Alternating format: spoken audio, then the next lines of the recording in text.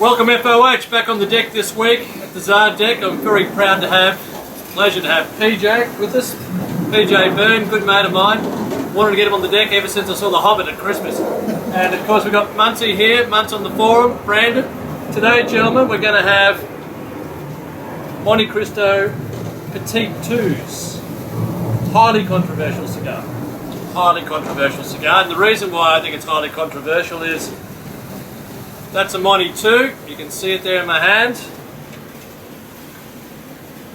That's a Petit Number 2, and let me tell you, it doesn't really reflect the price difference to the size difference in the way I look at it.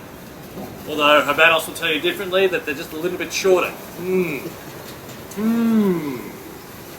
Well, short things are good things. Right? Short things are good things, yeah, PJ. So I want you guys to select your own cigar out of the box. Give me some commentary as to, hey, what do you think of the new bands on these to begin with? Pro or against? Just looking at it. It's just nice to see a band with our rules, but very. That's right. I'm Australian. I haven't seen one of these. Yes. This is. We're obviously, for the government, we're actually filming this out of Mongolia. We just did a replica of the deck. Hence the reason there are bands on these, can I tell you.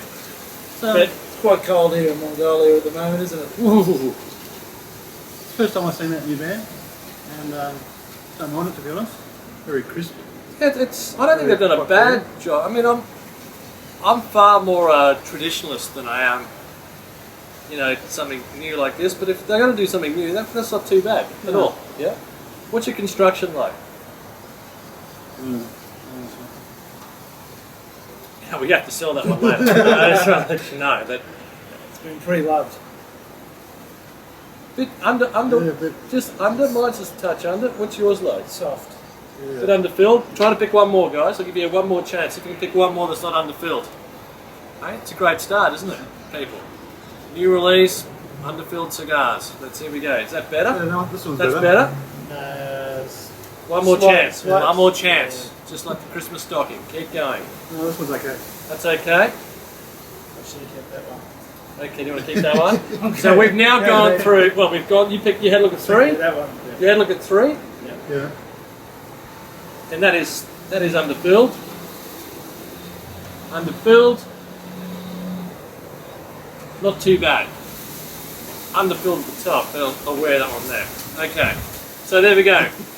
Go through 10 cigars to find 3 good ones. So you'll need to buy a box. Seriously, there are days. There are days, but it's an issue. Okay, what do you think of the wrapper? I mean, what do you think of the quality of the cigar? I mean, let's forget construction crap. Let's go back to the quality of the cigar when it comes to the wrapper. Flat. Tea leaf. Tea leaf is probably a good description. Yeah, that tea leaf colour. It's very Aroma of cold. Have a sniff of the foot. Nondescript. you get a bit of leather. Leather. Nothing jumping out. Nothing but jumping out. Very mild.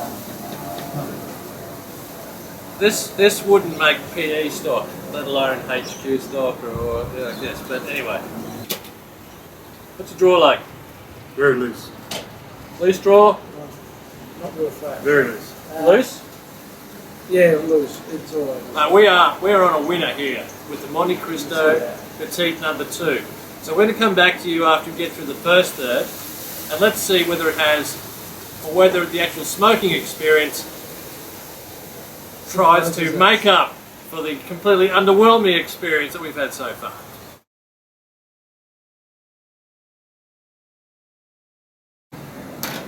Brandon, start me off first third. First third, very underwhelming. Underwhelming. Very strong tobacco. It's almost like a large cigarette. A bit of leather, very slight leather. A very slight tea, green tea. But yeah, overall tobacco with those slight touches. Mine's burning well.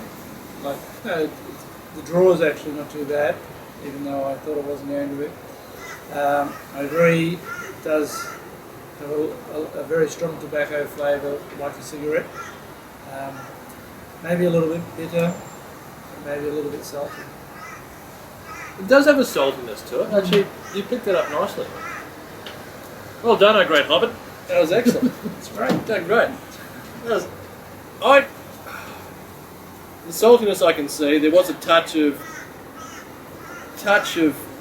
coffee there in the early stages, but mostly black tea. To be honest, it was a black tea type cigar. The draw is a little bit too easy, but it's not the fact that the draw is easy. It doesn't really always concern me. It's just that it's underfilled. You can have an easy draw. If you have a Padron or you have some other excellent cigar, Anniversario Padron, I mean, it is an easier draw, but there's complexity. This easy draw is robbing it of any chance of complexity. And it's not like we've purposely gone, it's a brand new box that you'd be delivered from anywhere in the world. Go to CCH, or go to www.wedelivercigars online, you get a legitimate box and you get this, you put it away for 30 days and you say they're crap. And right now it is a crap cigar. And I have seen better examples than this. I haven't tasted better examples than this. To me, maybe they're too young. What's the box code on that again? September 13 probably is too young, but this box of cigars will never get better. This one, because they've got a fundamental flaw in their construction. They've got a fundamental flaw in their wrapper. There is nothing here to get excited about. And if I received this box of cigars, I personally would feel that, well, you can't blame the retailer because that's what they got. But until we start seeing some high quality boxes of Petit Number 2s, that is the reason why I didn't actually put them on our list last month of hand-picked cigars. I looked through them, and I looked through them, and I looked through them, and I couldn't find one that I could say that I'd actually spent my own coin on it. Until you start seeing them and then start tasting those, it's going to be one that I wouldn't recommend at this point in time. If that makes sense. Maybe I'm a hard marker, but would you be happy to... I think you can... There's better there. There's so many better cigars out there, people. Hoy, the Montecristo Petit Number 2 is currently brilliant. Juan Lopez Selection Number 2 is a brilliant. The BBFs that I saw, Bolivar Bellicos or Finos, that I saw last month, are some of the best BBFs I've ever seen. And they're smoking brilliantly. With an intensity, with a flavour profile, which is stunning. So why would you pay more for less?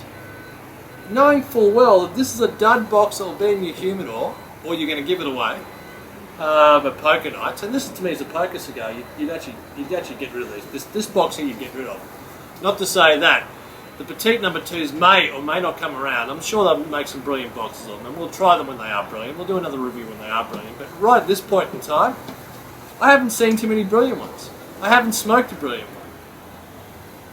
And it's disappointing. It's disappointing as a retailer. Can you tell you how disappointing it is when I'm actually supposed to sell these things? But what do you do? And what do? You just call it the way you see it. Anyway, we're back at the end of the second third. Maybe it's just the start. Anyhow, if Ken was here, he'd be going, shame, Habattle, shame. That classic, which almost got us banned. But we'll be back with you shortly.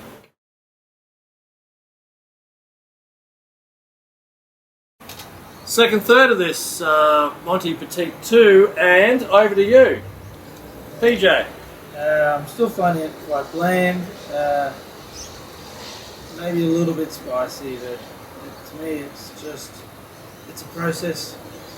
To get through the end of it? It is, yeah, so I wouldn't be upset if I didn't have one again. With what else is out there? I found that it's significantly improved the second third. Second third's better? It's definitely picked up. It's lost a lot of that initial tobacco harshness. It's smoothed off. It's got a lot more peppery white pepper. Getting a lot of white pepper through the nose.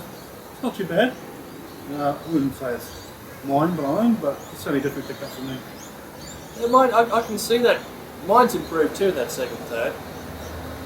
But it's just a stronger version of tea, to me, with a bit of white pepper mixed in. Through the nose, it's a little bit of bite there. But there's no mouthfeel to this. There's no lushness There's no There's richness. to no it. complexity to it. I mean, Montecristo is coffee cream. And a great Montecristo follow those traits, and this doesn't share any of those traits at this point, and it's not going to get any better, guys. I mean, we're going to last third shortly, but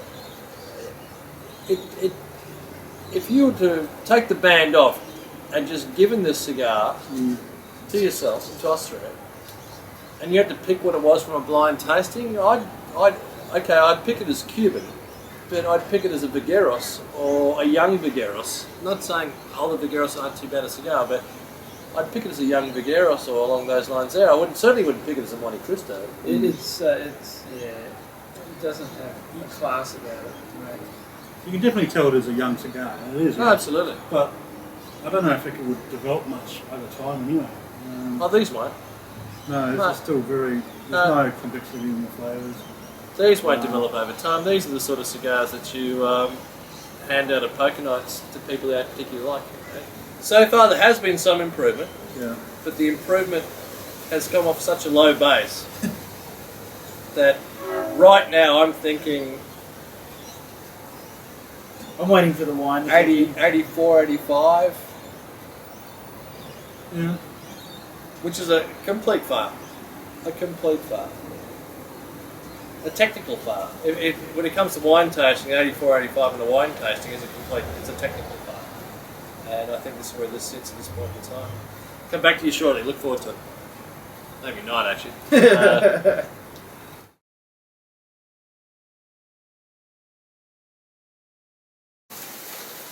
Last third of the Montecristo Petit number 2. We started with you last time, DJ. So, Brandon, wrap it up for me. It's been pretty much a continuation from the second third for me. There's been no real flavour profile change. A bit of tar, that's tobacco tar flavours coming in. Tarry. Probably just more due to the age of The youth, yeah. youth, but really not much dimension to it. Yeah, still got a bit of that pepper. It's dropped off a little bit, but Yeah. yeah, just probably the main thing is just picking up that slight tar flavour, but there's no major profile change for me. Disappointing. Yeah. Rate it. Rate out of 100. 86 maybe? 86. Yeah. Fail. Excellent. Go. Well, that'll be 45 minutes of my life I won't get back. Only 45 minutes. Yeah, I feel like I've run a marathon with it, and that would be, I can just see the last sort of 200 metres to go, and I'll be happy to see the finishing line. Just nothing to it. It was very nothing, unfortunately. So yeah, I think whatever's non-insulting score that's a fail, the highest result is that, like, 84, 85. I mean, it's just that. Yeah, I mean, it's a shame.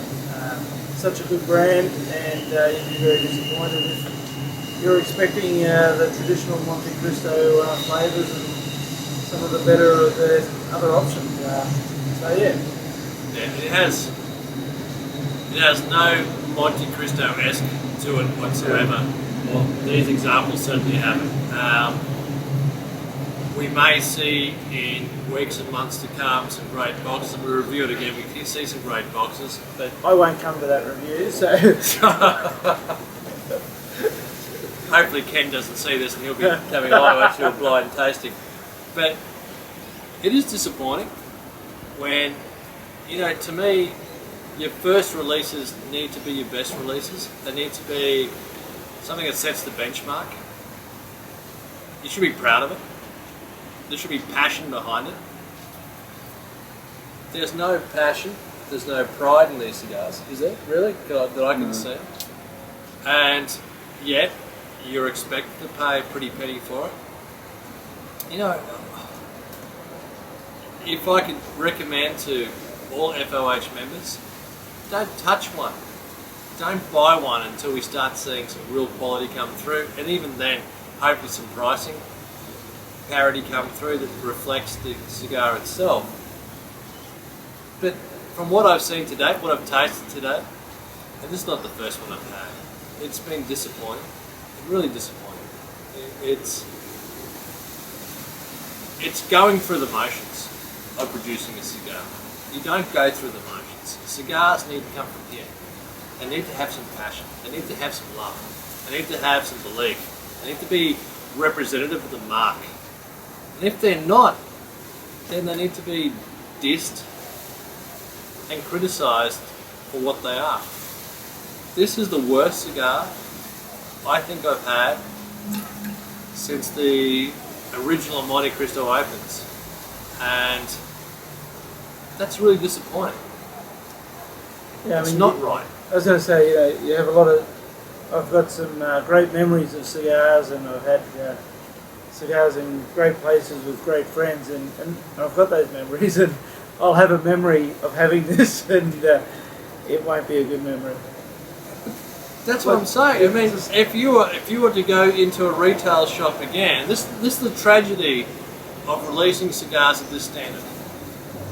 If you try a cigar of this standard, a Montecristo Petit Number 2, forget the price, and then you go in 6 months' time to buy another box of cigars, you would not go near this again, would you?